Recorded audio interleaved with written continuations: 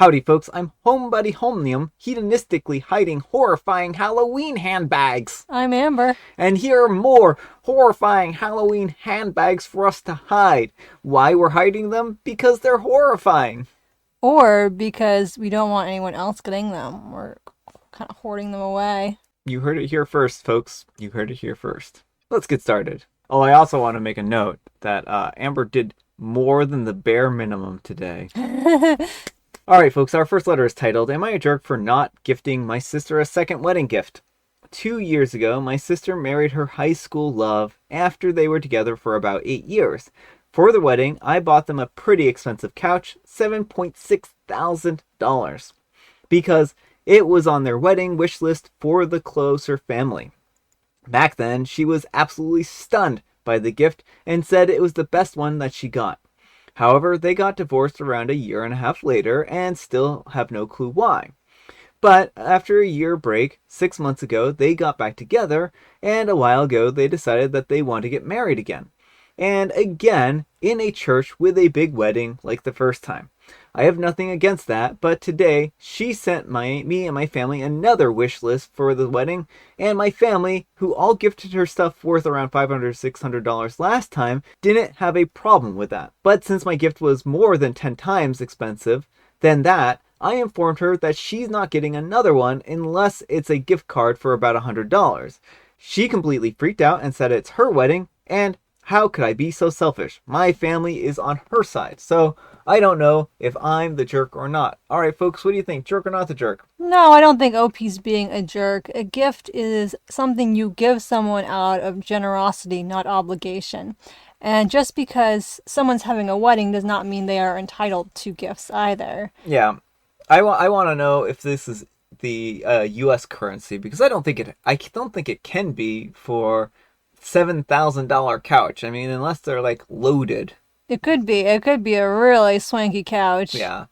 But regardless of what currency it is, it's quite a chunk of change. Yeah. You know? Well, I mean, if it's like some other denomination, because we had one of those ones where it was like 3 or 4 times what the US dollar is, so it could more be like $250, which I mean is still a lot of money, right?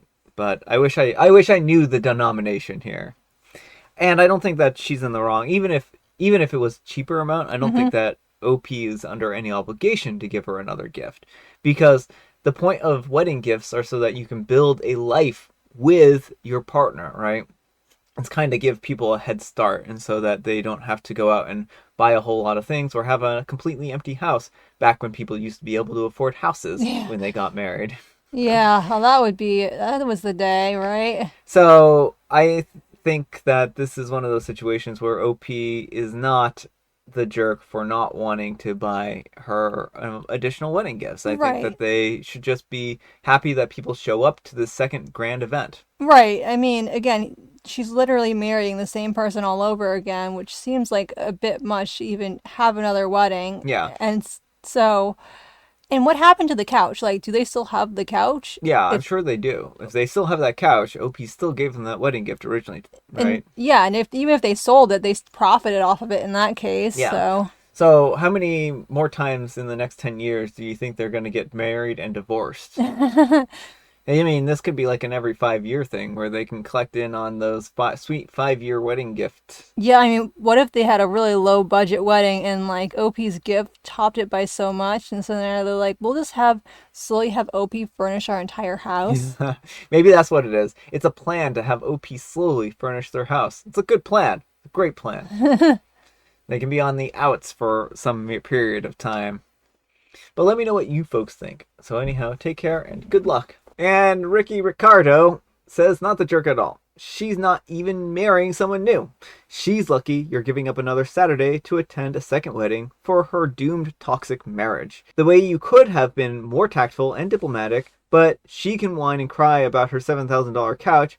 How she's still not just immensely grateful for a $7,000 couch is beyond me, not the jerk. And Reasonable Bad 769 says, personally, I would be gifting them some sessions to a couples therapist. They might need that. They might need that. And Limitless Megan says, I'm a big believer in giving gifts that are useful. This sounds like exactly what is needed. And DNCR Mom says, not the jerk. I would get her a nice throw blanket and accent pillows to go on the exorbitantly priced couch that you bought her last time. And a note hoping that she's still enjoying her once in a lifetime gift. And Kinvara Saranath says, I like this. Or hiring a cleaning company for a good steam clean and refresh or whatever on the couch. Alright folks, and our next very entitled letter is titled, Am I a Jerk for Telling My Sister I'll Never Call Her Doctor? So I'm a 36-year-old male, and I'm a medical doctor, and I work in a specialized field. It took many years of hard work and countless hours to get where I am, and I'm very proud of my success and career and my place in life. My sister Candace, a 38-year-old female, works in education. When we were younger, she was definitely less focused and took 7.5 years to complete a 4-year college program as a result of changing majors twice. Her second change to an English major / education major finally set her on a steady path, and she's managed to develop a good career juggling teaching and writing novels on the side.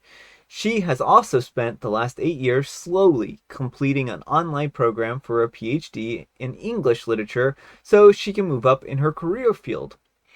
We were having dinner with our parents, a 66-year-old male and a 58-year-old female, and Candace was talking about her upcoming book and how she would be able to have Dr. last name in the blurb under her photo in the back of the book, and said that it sounds so cool to be officially Dr. last name. I laughed and said, it's especially funny considering that I'm the one that's an actual doctor. Said the doctor who needs people to be reminded that he's a doctor. Yeah. She said that technically she's one now too. I told her that no, she's got a PhD. It's not the same thing as being a healthcare professional. I said that she may be Dr. last name because of some paper that she printed offline, but I'm never calling her that, and it's an insult to my profession and the real endless hard work that I and other real doctors put in for her to fight for me about it. Ever since that dinner, she's been giving me the silent treatment, and I've had to hear about it every other day from my parents about how hurt my sister's feelings were. I genuinely don't understand what she expected or what I'm supposed to do here. All I did was tell the truth. Alright folks, what do you think? Jerk or not the jerk? Yes, OP is 100% the jerk here. Like, first of all, the term doctor originated in academia. It didn't originate for medical professionals. Yeah, I actually think that's a really interesting aspect of the whole professional title. It was actually originally given to people who taught, and part of what happened at med school is that a lot of doctors became teachers, and that's where kind of they adopted that title from. And secondly, it's officially her title. Yeah. Like, I'm a doctor, Brian's a doctor. We can use that title. Now, we don't use it all the time. It's not always relevant, but like, you're still entitled to use that degree. And sure, he doesn't have to call her doctor, but there's a very clear superiority complex here. Like, he feels like he's superior to his sister, and he hates that she's getting to share the same title he has. Yeah, I think that he just feels like he's lost his superiority edge, and that like people are going to not focus on him and maybe even be confused with the real Dr. so-and-so, right? Yeah, like it feels like he just wants to rub it in her face that she's still inferior to him. Well, his whole post kind of reeks with contempt about how she took so long to figure out what she wanted to be in life. And I mean, honestly, if it takes you 7 years to go through a 4-year degree program because you were trying to figure out what you wanted and what you really loved in life, was that really not worth that time? Exactly. I mean, like finishing a program quickly doesn't necessarily signify superiority. It just means maybe you knew a little bit better going in what you wanted to come out with. Yeah. And, you know, your late teens, early 20s is a great time to explore and figure out what you want out of life. Yeah, and I mean, I think that OP needs to consider why he wants to be called doctor. And I mean, what does it do? And I think it's one of those things, it's a title that separates people. It doesn't really make people, it means you're trying to always put yourself on a different level, on a level that's above other people. And I think that that's a real shame that you're trying to use it as a cudgel like that. Right. Like, it makes sense in a hospital or in an academic setting to use the title because it distinguishes this is the person who is doing the teaching. This Yeah. is the person who is doing the treatment. Yeah, or the subject matter expert, Right, exactly. Like it signifies that you have a lot of knowledge in a subject area. But outside of that context, it's pretty much irrelevant. Yeah, it's one of those things where it should be used in professional context. And seeing as how your sister is using it as part of her novels, she's an English person, and so she's using this as part of her profession. That is a legitimate use of her title. And that means that it's really just part of that system. And really, would it hurt you so much to congratulate your sister and tell her how proud you are of her and how hard that she worked? Even though she may never have had the clearest path in life, she still managed to succeed and do a really good job. And she's doing what she loves. And I understand OP's frustration that he feels like she's encroaching on his territory here, but I think that that's something that he needs to look inward about and understand that this isn't a zero-sum game. Right, like there's enough room in families for multiple people to be successful. There doesn't have to be like a dog fight where there's one top sibling and everyone else has to be demolished. Yeah. So, OP, I would really take some time and reflect on why you feel that your sister can't enjoy success, or some level of success, and why it gives you so much resentment that she's obtained another title. So, let me know what you folks think, though. So anyhow, take care and good luck. And No Corner 3907 says, it depends actually. If you call Dr. Dre as Dr. Dre, then you're the jerk. But if you refer to him as Andre Young in every conversation, then not the jerk. And OP says, who is Dr. Dre? I don't even know if that's a good point. No, it's not. And Time Tie 231 says, not the jerk. What conceited behavior. Did it ever occur to you that she may have had to work just as hard or even harder than you? She may not be as academically able or have a learning disability like dyslexia. And she's a woman. And OP replies, so because she's a woman, she's supposed to take longer and become educated or given a bigger pat on the back for a smaller accomplishment? You sound sexist. And she doesn't have any learning disabilities. She was just lazy/flighty as a young adult. She's never had trouble learning or doing the work. She just does what she wants regardless of the consequences. She still complains about all the debt that she racked up being in college over 7 years, yet it's because she kept changing her major and also never bothered to apply for any scholarships or aids since taking loans was easier. Alright folks, and our last letter is titled, Am I a Jerk for Telling My Roommates That They Shouldn't Have a Baby? I'm a 22-year-old female, and I have lived with my roommates, roommate 1, a 27-year-old female, and roommate 2, a 30-year-old male, for nearly 3 years. They got married in May, and are expecting their first baby in December. We all co-signed a lease and are still contracted for about 8 months, 6 months after the baby is due. I, for one, adore children and even work in childcare. My roommates have always been incredibly lazy. I cook everyone's meals, I clean the dishes, I vacuum, I mow the lawns, and I pick up after their dog, and who is always pooping inside and gets into everything. I also agreed to an outside pet, and we're not even supposed to have one according to our lease agreement. All of our friends were excited about the pregnancy, and I was too at first, but now I'm filled with dread. At this point, it's important to note that roommate 2 hasn't held a steady job in 3 years, so they're always tight on money, unless the spending benefits them, while roommate 2 has 2 jobs but is often sick. I use sick as this was an issue even before the pregnancy. There have been multiple occasions where I have had to cover their rent and groceries, and I've never been paid back. Roommate 2 spends most of her time laying in bed complaining that she's too ill to help or work around the house. But it's okay to go out for 3 nights a week and continue to play weekend sports. And roommate 2 always has an excuse as to why he's not helping, or he will get to it later. As a result, I'm completely burnt out from maintaining the house, working 2 jobs, studying, and looking after my 27 to 30-year-old children. When someone offers any advice or assistance during pregnancy, they'll reply, but OP will help with the baby. And the closer that it gets to the baby's due date, the more they shift the responsibility of their unborn child onto me.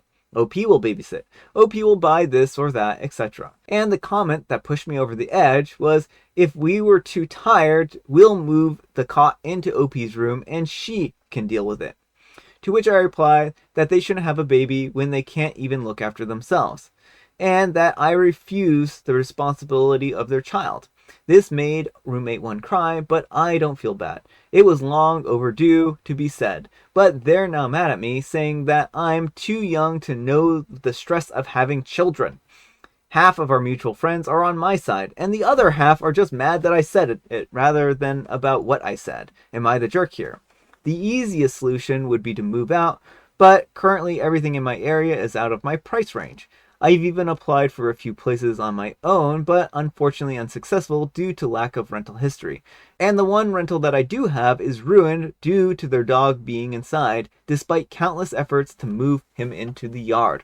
Alright folks, what do you think? Jerk or not the jerk? I don't think OP's a jerk at all, but I do think OP needs to stop doing everything for them ASAP. Yeah. And I know it's not easy to find a new living arrangement, but like if there is anyone who has a room available, like, you know, if you live near somewhere where there are people who are looking for roommates or whatnot, like certainly are worse roommate situations, but it's hard to imagine them. Like, I don't know if there are worse roommate situations. OP's literally running a household on their own. I mean, you could be living with rabid wolves. Okay, I mean, rabid wolves aside, I think this is one of the worst roommate situations that I've heard of. OP, you are not their parents. You do not need to take care of their needs. And the thing is that you should talk to your, leaseholder and tell them and explain about the situation. Explain that you did not consent to this dog. Explain to them that you're paying the rent and that when they get behind, and see what they can do about this situation. They maybe not be able to do anything for you in the moment, but they can always mark that if there's some kind of inquiry about how good of a renter you are, put in a good word for you if you have to move. Although I'd be very careful with that because they may just evict everyone in the unit. Like if it has been severely trashed, they may not take into account, because how are they going to have proof that OP didn't move the dog in there? Well, I mean, that's true. So I would proceed with very cautiously with getting the leaseholder involved, and explore other avenues first. You know, if there are any friends you could crash with temporarily, there might be organizations where you could get some temporary housing. Yeah, unfortunately, it's a bit of a sticky situation, but I do know that OP does not need to be doing all this stuff for them. And it's one of those things where if you give a mouse a cookie, they're going to take another one, right? And so these people are pests, and they need to find the reality of their situation. He needs to go and find a job. He needs to start providing for his family. You are not their family provider. And it's not fair for you to have to support 3-4 people because of a bad roommate situation.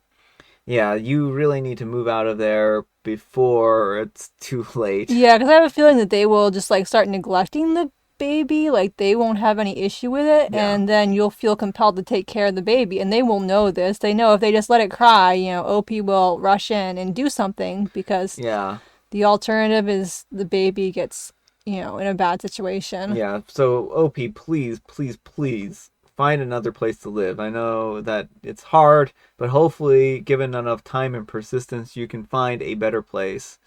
And I mean, 8 months is certainly not not forever, but it's a long time to be dealing with these people. But let me know what you folks think. So anyhow, take care and good luck. And Mike Carey Willie says, not the jerk, but it's a bit ridiculous that you've tolerated all of this till now. Why? You should have left them ages ago. And OP replies, as sad as it sounds, it's still the best and most stable living situation I've had. Okay, maybe they were living with rabid wolves ahead of this. And Euthanasia63 says, you need to look harder and realize that if you aren't tending and paying for your adult children, you might have a lot of money or more time to pick up a part-time job. But as it is, in a couple of months, your roommates are looking forward to having you as their live-in nanny, and you need to do something about it. Your roommates shouldn't be having a baby. They can't even take care of themselves. Not the jerk. And OP replies, I've spent months looking, and the difference in prices ranged between $200 and $400 more per week, and I'm already working 2 part-time jobs while studying. That's a terrible situation for poor OP to be in. All right, folks, it is tea time. Grab your beverages of choice. I've got some tea right here. And Amber, she has a joke from a jovial Bob Stein. First vampire, why did you fall in love with Count Dracula? Second vampire, I guess it was love at first bite. Yes. Oh, haha. Amber said that there were only like 20 vampire jokes on this, but Well, that I was feel the like... other one. I haven't counted how many there are in this one. Oh, I thought you... I have 2 Jovial Bob Stein monster joke books. Oh, I did not realize that. You have 2... We're not even halfway through yet? There's no! There's 101 creepy creature jokes, which is the one I have right here, and then the other one's like 101 silly monster jokes or something. I see. Yeah, well, half of these ones have felt like vampire jokes already. And I have licorice spice. You might be asking yourself, Brian, you seem to be having licorice spice an awful lot recently. Well, folks, I have a confession to make. Apparently, I lost my mind, and for several weeks in a row, I decided that every single week I needed to buy more licorice spice at the grocery store. I was like, this week I must need licorice spice. And so I have like 3 boxes full of licorice spice tea that need to be drunk, that's taking up room in my cabinet. And folks, as I mentioned before, there is a fundraiser going. It is on my Instagram page, and I will link to that. If you have Instagram, then you're welcome to contribute there. I will also post a link to the Partners for Peace's webpage that will also be able to be donated on. I cannot actually set up a fundraiser on YouTube, I found out the other day. I thought that I could, but apparently I can't. I need 10,000 subscribers before we can set up fundraisers, which I think is nonsensical, but I guess that's the way it goes. So tell all your friends to subscribe so we can raise some money for people. Yeah, well, that would be nice. Alright, folks, that's all the time we have for today. Thank you so much for watching. Happy Tuesday, spelt T-W-O. Amber, we need some kind of moral advice and or guidance, and please have it in the form of a short poem. Roses are red, violets are blue. You got your gift the last time you said I do. I like it. That's a really good moral. Thanks so much for watching, and we'll see you all tomorrow. Bye.